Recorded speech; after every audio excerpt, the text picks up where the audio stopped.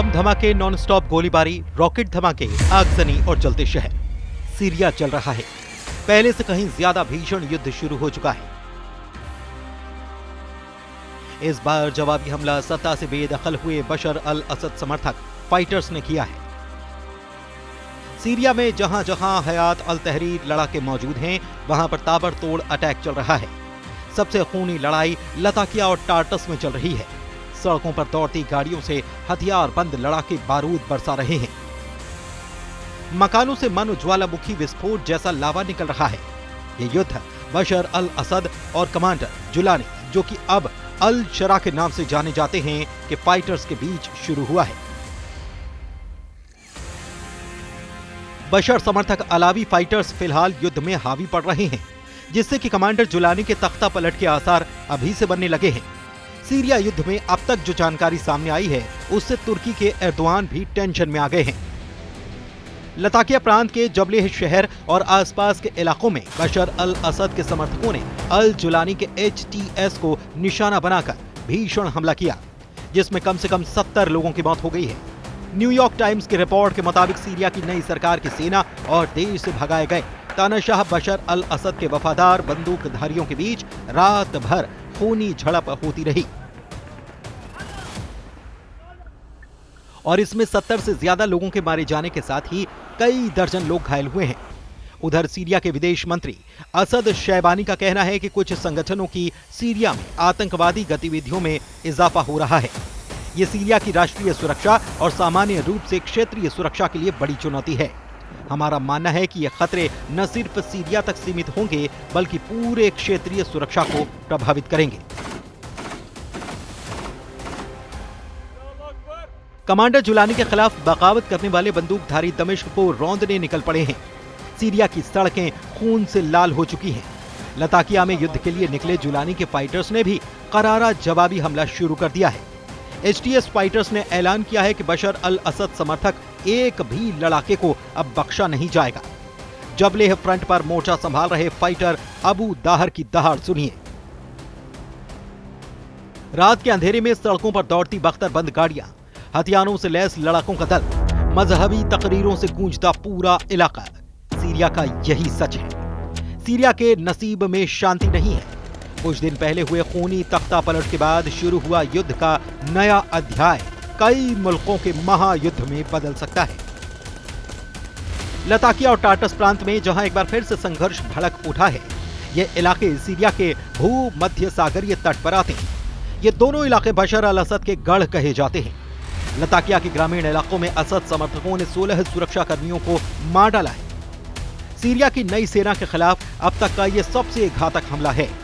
Syrian observatory for human rights ने जानकारी दी कि जबलेह पहाड़ी और तटीय इलाकों में असद के वफादारों से भीषण युद्ध चल रहा है। युद्ध की शुरुआत के आरोप कमांडर जुलानी ने बशर अल असद के पूर्व कमांडर सुहेल अल हसन पर लगाए हैं। दावा किया गया है कि कमांडर सुहेल अल हसन के लड़ाकों ने जुलानी सेना की सुरक्षा चौकियों पर हमला किया है। जवाब में सीरिया के सरकारी बलों ने लताकिया के एक गांव पर हेलीकॉप्टर से हमला किया, जिसके बाद ये युद्ध भड़क उठा। कमांडर अल हसन को द टाइगर कहा जाता है। सीरिया में अल हसन को ख्यात है। कमांडर अल हसन होम्स मिलिट्री कॉलेज में 1991 में लेफ्टिनेंट कर्नल बने थे। इसके बाद वो सीरिया वायुसेना रक्षा की विशेष संचालन इकाई में शामिल हुए। सीरियाई अरब सेना के सीरिया पैराट्रूपर टुकड़ियों की ट्रेनिंग अल हसन की देखरेख में हुई। सीरियाई अरब सेना के सेंट्रल कमांड संभालने के बाद हसन दमिश्क में तैनात हुए। सीरिया सिविल वॉर में अल हसन ने अल कायदा से लंबी लड़ाई लड़ी है। साल 2013 में अल हसन ने लताकिया से जबात अल नुसरा को मार भगाया था। सीरिया के गृह युद्ध में एक भी मोर्चे पर जंग न हारने का रिकॉर्ड अल हसन के नाम पर है। बशर अल असद के लिए कमांडर अल हसन ने होम से लेकर अलेप्पो तक के गढ़ को कई साल तक बचाए रखा था। अल हसन को लेकर आखिरी बार तुर्की ने बड़ा दावा किया था। तुर्की ने ऑपरेशन स्प्रिंग शील्ड में अल हसन को निशाना बनाने का ऐलान किया था। अल हसन को ड्रोन अटैक में घायल होने की जानकारी भी दी गई थी, मगर इसके बाद भी उनका अता पता नहीं चल रहा था।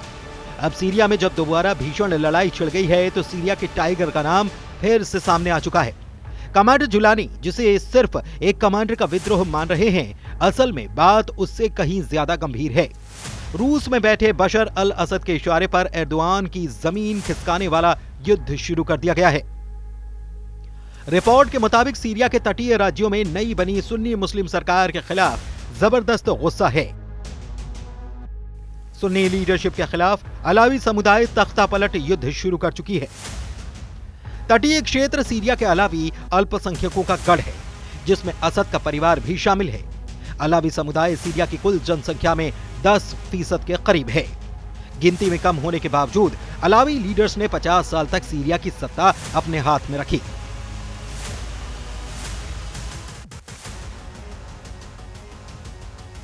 बशर अल असद एक बार फिर से अपनी सल्तनत कमांडर जुलानी से छीनने के लिए हर दाव आजमाने लगे हैं।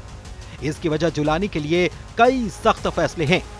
सीरिया के राष्ट्रपति पद संभालने के बाद जुलानी ने असद के भरोसेमंद अधिकारियों और नेताओं के खिलाफ मुहिम चलाई है। कई अधिकारियों और नेताओं को गिरफ्तार किया गया, जिसके खिलाफ हथियारबंद लोगों ने एकजुट होना शुरू कर दिया। लताकिया और टाटस में नई सरकार के खिलाफ लगातार हिंसा हो रही है।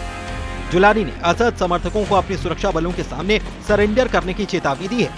इसके लिए सीरिया में कई सुलह केंद्र बनाए गए, लेकिन नई सरकार ने सरेंडर करने वालों को माफ करने का वादा नहीं किया, जिससे कि असद सरकार के ज्यादातर समर्थकों ने सुलह प्रक्रिया में हिस्सा लेने से इनकार किया और हथियार उठा लिए। इन विद्रोहियों की कमान सीधे कमांडर अल हसन के हाथ में बताई जा रही है। मतलब जैसे जुलानी ने तुर्की के बैकअप से बशर को उखाड़ फेंका, वैसे ही जुलानी के लिए विस्फोटक प्लान एक्टिव हो चुका है।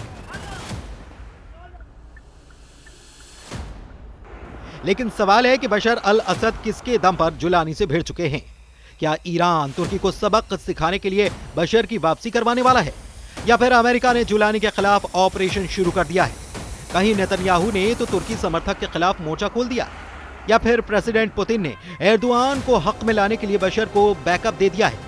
हाल में ब्रिटिश रॉयल नेवी के जारी किए गए मैप ने सीरिया पर एक सिग्नल दिया था। समुद्री रूट मैप में सीरियाई बंदरगाह टार्टस से उत्तरी सागर तक मालवाहक जहाज का रास्ता दिखाया गया था।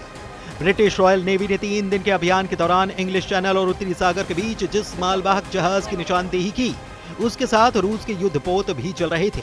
मतलब कि रूस सीरिया में कुछ न कुछ करने की तो प्लानिंग कर चुका है। पहले भी पुतिन की पावर से ही बशर अल असद ने 14 साल तक सिविल वॉर में दबदबा बनाए रखा। वो पुतिन ही थे जिन्होंने अमेरिका और तुर्की के न चाहने पर भी बशर अल असद को बचाए रखा। मगर यूक्रेन युद्ध में पुतिन के उलझने का फायदा उठाकर तुर्की ने सीरिया में तख्ता पलट करवा दिया। 27 नवंबर 2024 को शुरू हुआ सैन्य विद्रोह इतना सधा हुआ था कि बशर अल असद की 24 साल पुरानी सल्तनत को कुछ ही देर में उखाड़ फेंका गया। ऑपरेशन डिटरेंस ऑफ एग्रेशन की कामयाबी का सेहरा कमांडर जुलानी के सिर सजा, लेकिन इसके असल मास्टरमाइंड कोई और नहीं, एर्दोआन थे। बशर की विदाई के बाद जुलानी का अंकारा भागम भाग ने सब कुछ शीशे की तरह साफ कर दिया। हालांकि सीरिया के ज्यादातर हिस्से में जुलानी विरोधी ग्रुप का कब्जा बरकरार है। इसमें कुर्द फोर्स और अलावी ग्रुप सबसे ज्यादा मजबूत हैं। फिलहाल कुर्द फोर्स शांत बैठी है, लेकिन युद्ध भड़का तो कुर्द फोर्स भी एक्टिव हो जाएगी, जिसके बाद फिर से वही हालात बनेंगे, जिससे कि महाशक्तियों को सीरिया बैटल ग्राउंड में आना ही पड़ेगा। एक वक्त सीरिया में अमेरिका, रूस, तुर्की जैसी महाशक्तियां टकरा चुकी हैं।